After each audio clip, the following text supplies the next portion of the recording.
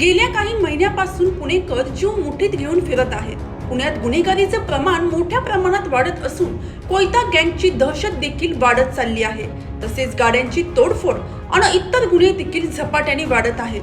अशातच आता पुणे पोलिसांच्या कार्यक्षमतेवर प्रश्न उपस्थित होत असताना पुणे पोलिसांनी कडक पाऊल उचलण्यास सुरुवात केली आहे. पुण्यात रेकॉर्डवरील गुन्हेगारांना पुणे पोलिसांनी इंगा दाखवला आहे. जामिनावर बाहेर येत दहशत पसरवणाऱ्या आरोपीची पुणे पोलिसांनी धिंड काढली.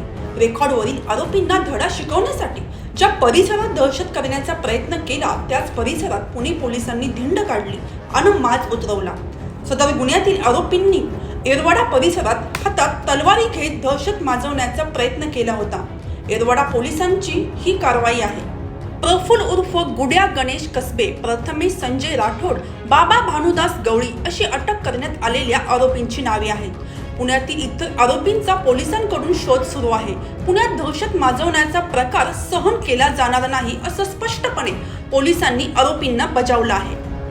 दरम्यान मोकातील आरोपी गणेश कसबेने येरवाडा जेलमधून सुटल्यानंतर पुण्यात रॅली काढली होती. आता पुणे पोलिसांनी या आरोपीला चांगलाच दणका दिला आहे. पुणे पोलिसांच्या कार्यक्षमतेवर प्रश्नचिन्ह निर्माण होत असताना पोलिसांनी थेट धिंड काढली.